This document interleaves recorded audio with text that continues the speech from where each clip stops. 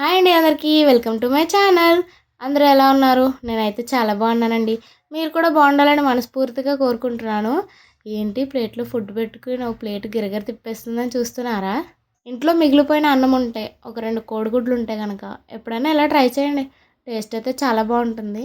అన్నం కోడిగుడ్డు అంటేనే అర్థమైపోయి ఉంటుంది మీకు. ఏదో ఒక పేర్లండి, ఎగ్ రైసో ఫ్రైడ్ రైసో ఏదో ఒకటి ఇంకా. ఫస్ట్ అయితే ప్రాసెస్లోకి వెళ్ళిపోదాం. చాలా సింపుల్ ప్రాసెస్సే. ఎప్పుడైనా వీలుంటే ట్రై చేయండి, టేస్ట్ బాగుంటుంది. ఫస్ట్ అయితే స్టవ్ ఆన్ చేసి ప్యాన్ పెట్టుకొని ఒక గిన్నె పెట్టుకొని ఆ గిన్నెలో కొంచెం ఆయిల్ వేసేయండి. ఆయిల్ హీట్ అయిన తర్వాత అందులో కొంచెం బిర్యానీ స్పైసెస్, అంటే మరీ ఎక్కువ ఏం కాదు, బిర్యానీ ఆకు, దాల్చిన చెక్క, లవంగ మొగ్గ, యాలక్కాయ ఒకటి, అంతే. కొంచెం జీలకర్ర ఫ్లేవర్. అవి కొంచెం ఫ్రై అయిన తర్వాత ఆనియన్స్, పచ్చిమిర్చి, టమాటా అయితే యాడ్ చేసేయాలన్నమాట. అవి మధ్య మధ్యలో కలుపుకుంటూ మనమైతే బాగా ఫ్రై చేయాలన్నమాట. ఆనియన్స్తో పాటు వెజిటేబుల్స్, క్యారెట్, క్యాప్సికమ్, క్యాబేజీ మీ దగ్గర ఉంటే యాడ్ చేసుకుని అవి కూడా వేసుకోవచ్చు. నా దగ్గర ఆ టైంలో వెజిటేబుల్స్ ఏమీ అవైలబుల్ లేవన్నమాట. అందుకే నా దగ్గర క్యాబేజీ ఒక్కటే ఉంటే అదే కట్ చేసి పక్కన పెట్టుకున్నాను నేను. ఇప్పుడు ఆనియన్స్లోనే కొంచెం కరివేపాకు కూడా వేసి బాగా మిక్స్ చేసేసి ఒక 1 to 2 మినిట్స్ మళ్ళీ మూత పెట్టుకుని మళ్ళీ మిక్స్ చేసిన తర్వాత ఇందులోకి క్యాబేజీ అయితే నేను యాడ్ చేసేసాను. చెప్పాను కదా, మీ దగ్గర ఉంటే క్యారెట్, క్యాప్సికమ్ కూడా వేసేసేయండి. చిన్న చిన్న ముక్కలుగా తరుముకొని అవి కూడా యాడ్ చేసేసి బాగా ఫ్రై చేసుకోవాలన్నమాట. బాగా అంటే మరీ ప్యూరీ అయిపోయేలా కాదు, వెజిటేబుల్స్ మెత్తగా ఉడికేంత వరకు ఆయిల్ అయితే మనం ఫ్రై చేసుకోవాలి. మూత పెట్టుకుంటూ మధ్య మధ్యలో ఫ్రై చేసుకుంటూ చేసుకోవాలన్నమాట.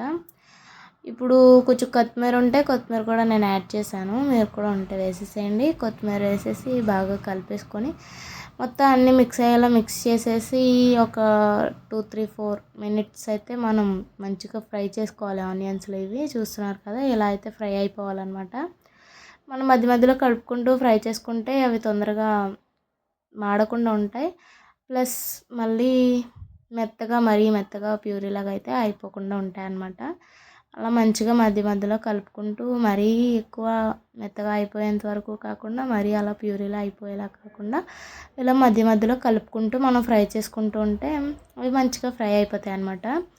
ఇప్పుడు నెక్స్ట్ స్టెప్ ఏంటంటే, ఇప్పుడు నేను చూపిస్తున్నాను కదా, ఈ విధంగా మనం ఈ వెజిటేబుల్స్ అన్నీ ఫ్రై అయిన తర్వాత ఇవి పక్కకైతే అదే ప్యాన్లో సైడ్కి పెట్టేసుకొని ఇందులోకైతే ఇప్పుడు మనం ఎగ్స్ అయితే యాడ్ చేయాలన్నమాట. ఇలా ప్యాన్ని కొంచెం సైడ్కి జరిపితే ఆయిల్ అంతా కొంచెం సైడ్కి వచ్చి ఆనియన్స్, వెజిటేబుల్స్ అన్నీ కొంచెం పైకి పెట్టాం కాబట్టి ఆయిల్ కొంచెం సైడ్ అవుతుందని నేను అలా జరిపాను అనమాట. ఇప్పుడైతే ఇందులోకి ఎగ్స్ యాడ్ చేద్దాం. నేనైతే 3 ఎగ్స్ తీసుకున్నాను. మీ ఆప్షనల్ అది, 3, 4 ఎగ్స్ మీ ఇష్టం, వేసుకోవచ్చు ఎగ్స్ అయితే. ఎగ్స్ వేసేసిన తర్వాత అందులోకి కొంచెం సాల్ట్, కారం, కొంచెం పసుపు వేసుకొని కొంచెం కలిసేలాగా మొత్తం కలిపేసి మూత పెట్టేసుకొని ఒక 2, 3, 4 మినిట్స్ దాకా పక్కన మూత పెట్టేసి మగ్గనివ్వాలన్నమాట. ఎగ్ అంతా బాయిల్ అయ్యేలాగా మగ్గనివ్వాలి. ఇది ఏంటంటే సపరేట్గా మీరు వేరే ప్యాన్ పెట్టుకుని ఎగ్ సపరేట్గా కూడా ఇలా ఫ్రై చేసి యాడ్ చేయొచ్చు. నాకు కొంచెం కక్కుర్తి కాబట్టి అదే గిన్నె సైడ్కి వెజిటేబుల్స్ అన్నీ సైడ్కి జరిపేసి నేనైతే ఇలా ఎగ్స్ వేసేసి కవర్ చేసేసాను అనమాట. ఇలా అయినా చేయొచ్చు. వేరే ప్యాన్ పెట్టుకుని అందులో గుడ్లు అవి స్మాష్ చేసి అందులో అయినా ఫ్రై చేసి చేయొచ్చు. నేనైతే ఇలా చేస్తున్నాను అనమాట.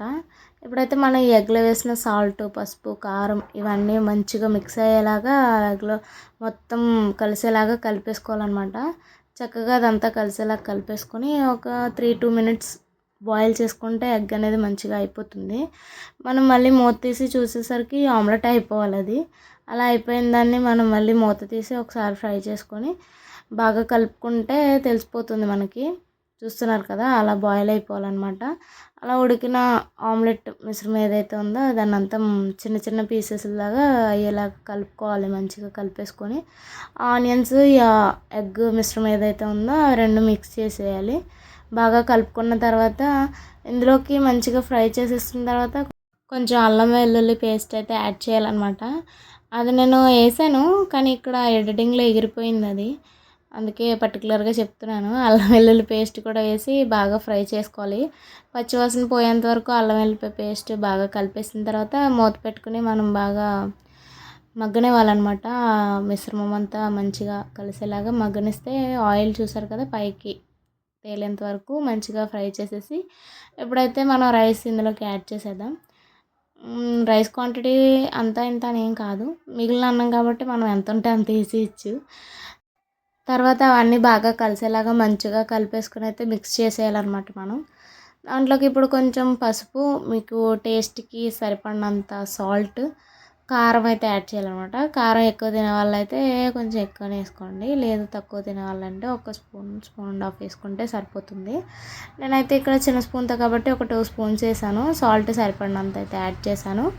వీటితో పాటే మనం కొంచెం ధనియాల పొడి, గరం మసాలా అయితే కూడా యాడ్ చేసేయాలన్నమాట. ఇవన్నీ వేసేసిన తర్వాత మసాలా పౌడర్లన్నీ యాడ్ చేసిన తర్వాత మంచిగా కలిసేలాగా బాగా కలిపేసుకొని మంచిగా అన్నమంతా మనకి బాగా మగ్గేంత వరకు మనం వేసిన ఈ మసాలాలు ఇవన్నీ రైస్కి బాగా పట్టేంత వరకు మనం స్టవ్ని సిమ్లో పెట్టుకొని మంచిగా బాగా ఫ్రై చేసుకోవాలి. కలుపుకుంటూ ఫ్రై చేయాలి. మధ్య మధ్యలో కలుపుకుంటూ ఫ్రై చేయండి.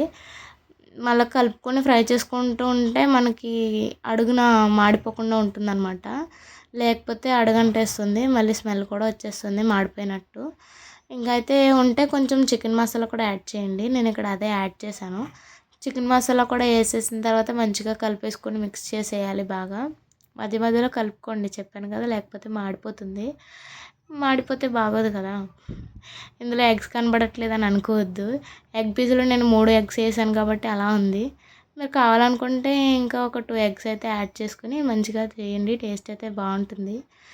ఇవన్నీ వేసిన తర్వాత మనం లాస్ట్లో అయితే కొత్తిమీరని అయితే చిన్నగా తురుముకొని శుభ్రంగా పైనుంచి గార్నిష్ చేస్తే మన egg rice or fried rice ready అయిపోయినట్టే. ఇప్పుడైతే లాస్ట్ లుక్ చూపిస్తాను, చూసేయండి.